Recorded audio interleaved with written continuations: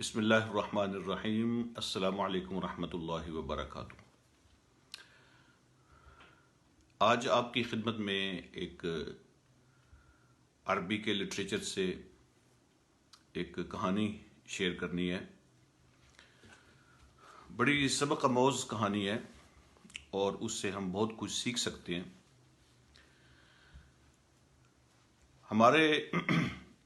ہماری مادر علمی جامعہ عربیہ گوجرانوالہ سے ایک ہمارے بہت سینئر فاضل ہیں، وہاں سے اسکالر ہیں، بہت سینئر جامعہ کے طلباء میں سے ہیں، آج کل یہاں برمنگھم میں انگلینڈ میں ہوتے ہیں۔ حضرت مولانا شیخ محمد اشرف قریشی صاحب مدہ ظلہ العالی، انہوں نے کئی کتابیں لکھی ہیں۔ حال ہی میں ان کی ایک کتاب آئی ہے، اس کا نام ہے زنبیل۔ تو یہ ان کی تالیف ہے، مختلف چیزیں انہوں نے اس میں جمع کی ہیں۔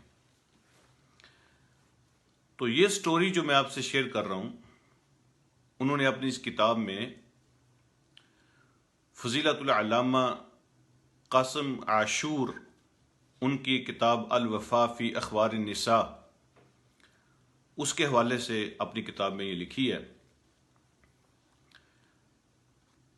عرب کی تاریخ میں ایک شخص گزرا ہے جو بڑا جینیس تھا، عقل مند تھا، اس کا نام تھا شن، اور شن یہ کہتا تھا کہ میں نے اس عورت سے شادی کرنی ہے جو میرے لیول کی ہوگی، جینیس ہوگی، سمجھدار، عقل مند ہوگی۔ تو اپنی لائف پارٹنر کی تلاش میں وہ سفر پہ تھا۔ جیسے کوئی شہر سے باہر نکلے تو ادھر سے ایک اور بندہ بھی آ گیا اپنے گھوڑے پر۔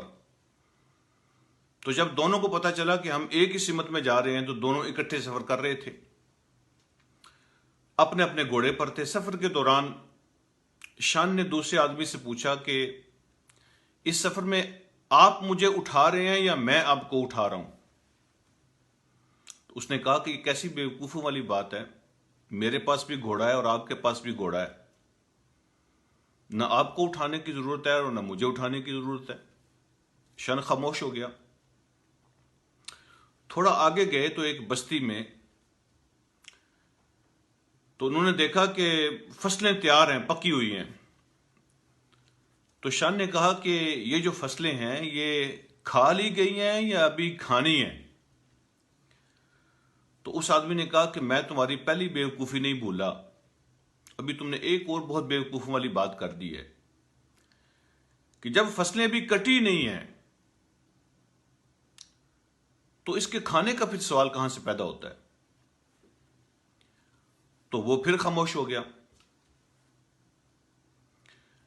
آگے بڑھے تو ایک گاؤں سے جنازہ نکل رہا تھا، لوگوں نے کسی کی باڈی کو اٹھایا ہوا تھا، جنازہ آ رہا تھا۔ اور یہ ہے جو ہمارا آج کا اصل ٹاپک ہے۔ شان نے اس آدمی سے پوچھا کہ یہ جس کا جنازہ ہے مر گیا ہے یا زندہ ہے؟ تو اس آدمی نے کہا کہ دنیا کے سب سے احمق اور بیوقوف ترین آدمی کے ساتھ میں سفر کر رہا ہوں۔ ارے بھائی، کبھی کسی نے زندہ کا بھی جنازہ اٹھایا ہے؟ ہمیشہ جو لوگ مر جاتے ہیں انہیں کا جنازہ اٹھایا جاتا ہے۔ شان پھر خاموش ہو گیا۔ آگے اس آدمی کا گاؤں آ گیا۔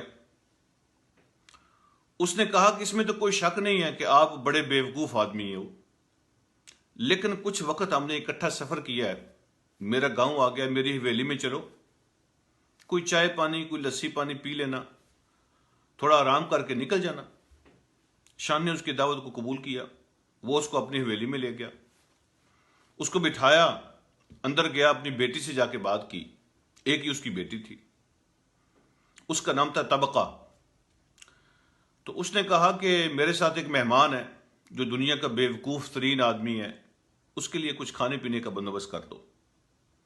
تو بیٹی نے پوچھا، ابا جی آپ بہت غصے میں پریشان لگ رہے ہیں، کیا ہوا تھا؟ مجھے پوری بات سنائیں۔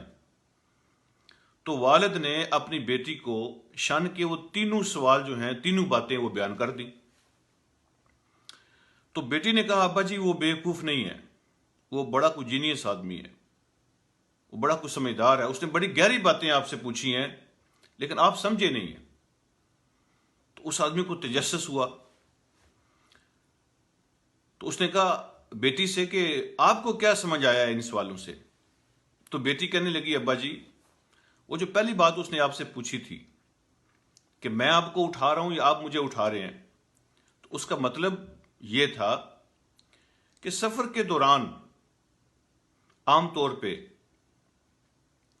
کوئی لوگ کوئی گفتگو شروع کر دیتے ہیں، کوئی بات چیت شروع ہو جاتی ہے، کوئی کہانی شروع ہو جاتی ہے، تو گفتگو اور بات چیت کے اندر سفر کا احساس نہیں ہوتا، تھکاوٹ بھی نہیں ہوتی اور جلدی سفر گزر جاتا ہے۔ تو یہ مطلب تھا اٹھانے کا کہ کوئی آپ بات شروع کریں گے کہ ہمیں سفر کا احساس نہ ہو، ایسے جیسے بندہ اڑ کے چلا جاتا ہے پتہ نہیں چلتا، یا میں کوئی بات شروع کروں۔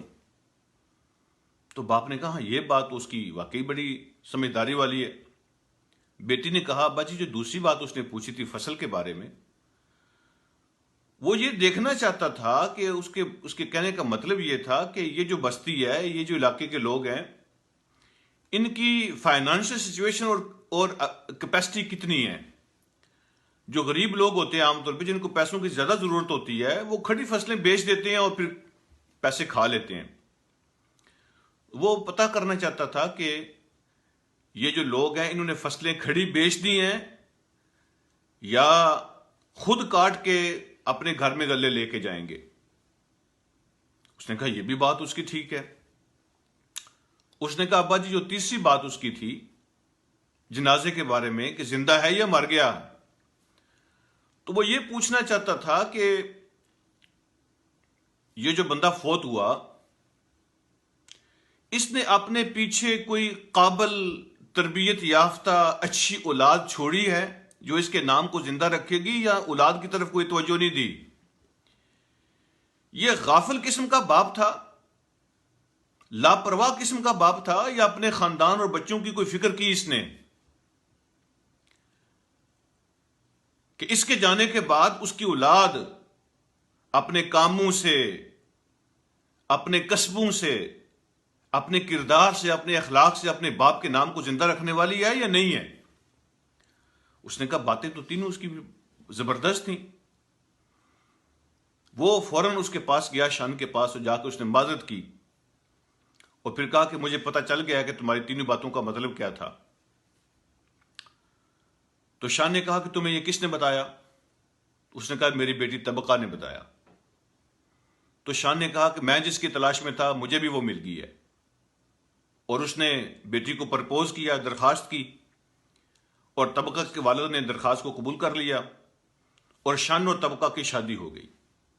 میں بات کو لمبا نہیں کرنا چاہتا، یہ جو آخری پوائنٹ ہے جنازے والا، اس پہ تھوڑی سی بات کروں گا کہ شان کے سوال کے جواب میں تو وہ یہ پوچھنا چاہتا تھا کہ اس مرنے والے نے کوئی پیچھے قابل اولاد چھوڑی ہے، اولاد کی تربیت کی توجہ کی ہے، کوئی فیملی کا دھیان بھی کیا ہے، یا صرف ان کے کھانے پینے، جوتے کپڑے، رہائش، گاڑیاں، کوٹھیاں، مربے اور بنگلے اور پلاٹ، یا انہی کی فکر میں لگا رہا؟ جو لوگ اپنے پیچھے یہ چیزیں چھوڑ کے جاتے ہیں تو ان کی اولاد ان کے نام کو مٹا دیتی ہے، وہ اصل میں مر جاتا ہے۔ اور جو لوگ اپنی اولاد کی تربیت کرتے ہیں، ان کو اخلاق سکھاتے ہیں، ان کو کردار سکھاتے ہیں، ان کو تعلیم دیتے ہیں، وہ مر بھی جائیں تو ان کے بچے ان کے نام کو زندہ رکھتے ہیں۔ تو اس کے سوال کے جواب میں تو اس نے اولاد کے بارے میں پوچھا، لیکن میں اپنی طرف سے تھوڑا سا اس کو ایکسٹینڈ کر لیتا ہوں۔ میں یہ کہتا ہوں کہ بعض لوگوں کی زندگی ایسی ہوتی ہے، وہ کام ایسے کر کے جاتے ہیں، وہ کنٹریبیوٹ کرتے ہیں اپنی سوسائٹی کے اندر، ان کا اخلاق اور کردار، ان کی کنٹریبیوشن اپنی فیملی کے لیے، اپنے معاشرے کے لیے، اپنی سوسائٹی کے لیے، اپنی قوم کے لیے، ان کی کنٹریبیوشن ایسی ہوتی ہے، ان کی زندگی ایسی ہوتی ہے کہ لوگ ان کو مرنے نہیں دیتے. وہ مر بھی جائیں تو لوگوں کے دلوں میں زندہ رہتے ہیں. اور کچھ لوگ ایسے ہوتے ہیں ان کی کوئی کنٹریبیوشن نہیں ہوتی. ان کا نہ اخلاق ایسا ہوتا ہے، نہ کردار ایسا ہوتا ہے، نہ ان کی کوئی خدمات ہوتی ہیں کہ لوگ ان کو یاد کریں. وہ بیچارے جب مرتے ہیں تو ان کی موت تو جانور سے بھی بدتر ہوتی ہے. جیسے کسی کا کوئی گدھا، کوئی گھوڑا، کوئی جانور بھی مر جائے نا، لوگ کافی عرصہ اس کو یاد رکھتے ہیں. کافی زمیندار لوگ بھی آج کی اس ویڈیو کو واچ کر رہے ہیں، میں دیکھ رہا ہوں ان کے نام بھی. زمینداروں کو پتا ہوتا ہے، وہ تو اپنے گدھے گھوڑے اور اپنے جانوروں کو بھی سالوں تک یاد رکھتے ہیں. لیکن ایسے انسان جو صرف اپنے پیٹ پہ ہاتھ پھیرتے ہیں، صرف اپنے بارے میں سوچتے ہیں، نہ ان کا کوئی کردار ہوتا ہے، نہ اخلاق ہوتا ہے، نہ ان کی کوئی کنٹریبیوشن ہوتی ہے، نہ کوئی اولاد کی تربیت کرتے ہیں، وہ زندہ بھی ہوں تو مرے ہی ہوتے ہیں. ان کا ہونا یا نہ ہونا برابر ہوتا ہے. لیکن کچھ لوگ ایسی زندگی گزارتے ہیں، ایسی کنٹریبیوشن ہوتی ہے ان کی سوسائٹی کے لیے، اپنے بچوں کو ایسا چھوڑ کے جاتے ہیں کہ اگر وہ مر بھی جائیں نا تو وہ زندہ رہتے ہیں لوگوں کے دلوں میں. ان کی اولاد ان کے نام کو زندہ رکھتی ہے، ان کی کنٹریبیوشن ان کے نام کو زندہ رکھتی ہے. یہ ہے اصل زندگی، یہ اصل زندگی ہے. اب میرے اور آپ کے فیصلہ کرنے کی یہ بات ہے کہ جب ہمارا جنازہ اٹھے گا تو کیا ہم اصل میں مر گئے ہوں گے یا زندہ ہوں گے؟ کچھ لوگ ایسے ہیں جو زندہ بھی ہیں تو وہ مرے ہی ہیں، ان کا ہونا نہ ہونا برابر ہوتا ہے. اور کچھ لوگ ایسے ہوتے ہیں کہ وہ مر بھی جائیں تو وہ زندہ ہوتے ہیں، ان کی خدمات اور ان کی کنٹریبیوشن کو زندہ رکھتی ہیں. یہ دو قسم کی زندگی ہے. اب انتخاب میرا اور آپ کا ہے کہ ہم کس کا انتخاب کرتے ہیں.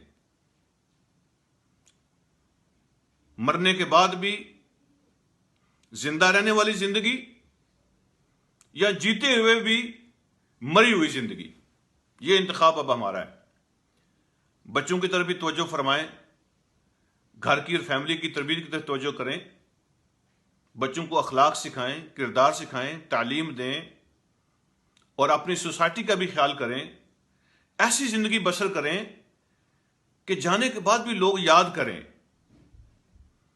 اپنے ماحول کا سوچیں، اپنی سوسائٹی کا سوچیں، رول پلے کریں، کوئی پے بیک کریں.